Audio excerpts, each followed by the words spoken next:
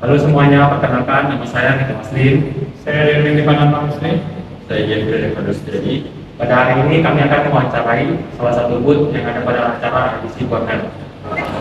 Betul, terima kasih sebelumnya. Kasih kesempatan Ya. untuk wawancarai Koko. Jangan Koko, panggil nama aja, panggil nama Glenn aja. Oh, Glenn. Yoi, nggak usah Koko. Yang pertama itu pertanyaannya, kalau boleh tahu bisnis yang sedang dijalani Koko itu seperti apa dan bergerak di bidang apa ya? Oke, jadi untuk pertama kali bukan Indonesia juga sih. Maksudnya untuk sementara itu kita di bidang bisa dibilang di food and beverage lah ya. Sebenarnya not really food and beverage juga sebenarnya. Dikarenakan kita ngambil bahan pokok, bahan komoditas, kita di mana udah separate dari si kan telur itu ada kuning dan putih.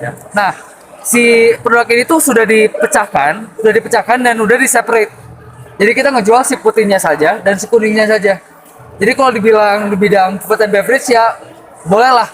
Tapi kita juga mau nge-push untuk ke industri di mana kita bisa nge-supply ke orang yang butuh. Misalnya, contoh ke bakery store atau enggak orang-orang yang butuh asupan protein untuk yang nge-gym misalnya, yang berolahraga. Jadi ya kita di bidang itu. Telur cair lah bisa dibilang telur liquid ya.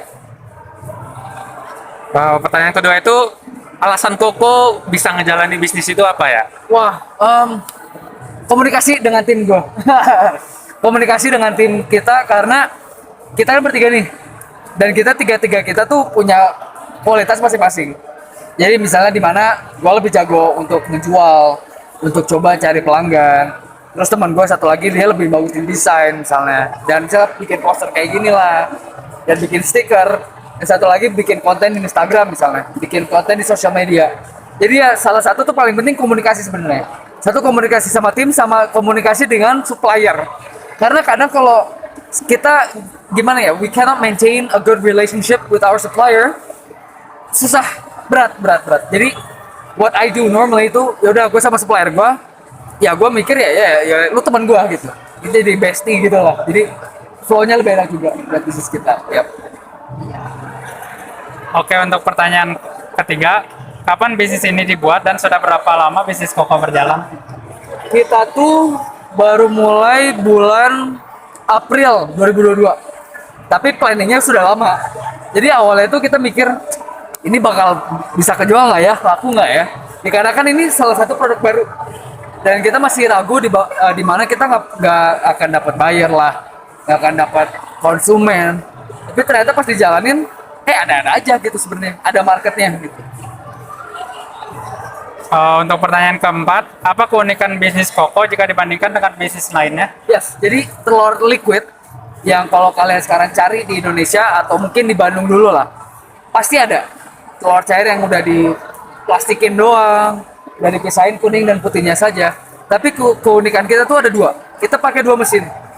Mesin pertama itu otomatis mesin yang dimana mereka sudah di separate si telurnya. Jadi kita tinggal masukin si telurnya, telur tradisional.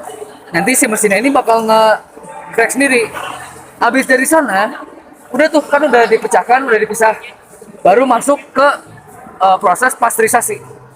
Pasteurisasi itu untuk membunuh bakteri, the virus, the salmonella lah yang ada di telur itu.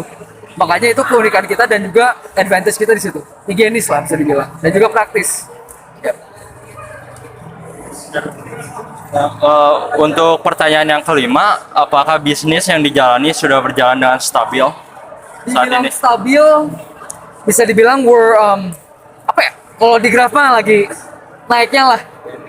Dikarenakan sekarang kita masih menjual secara organik. Secara organik maksudnya kita belum nge-ads di Instagram atau Tokped. Maksud gua belum itu kita baru pakai nominal sedikit. Gak nyampe sampai beratusan ribu belum. Tapi dari organik itu orang mulai tahu, oh ini ada produk kayak gini nih. Jadi mereka mulai organik. Mungkin nanti kalau sudah lebih banyak pembeli, baru kita bakal mencoba ads di sana. Dan tapi kalau untuk bilang stabil, no, we're still growing, masih growing banget ya. Nah, pertanyaan selanjutnya, apa saja rintangan atau tantangan yang dialami dalam menjalankan bisnis? Cuman ada satu kalau bisnis kita ini, edukasi pasar. Karena kenapa? Ini produk baru dan untuk kita show marketnya ini kayak oke ini layak nih dibeli untuk kalian, itu sangat susah. Dikarenakan pasti orang mikir gue ngapain beli kayak ginian, gue mendingan beli langsung si telur bercangkang, telur tradisional. Makanya susahnya di situ. Untuk mengedukasi pasar sangat susah. Itu buat kami di situ. Yap. Makasih kok siap. udah Siap. bantu kami. Of course.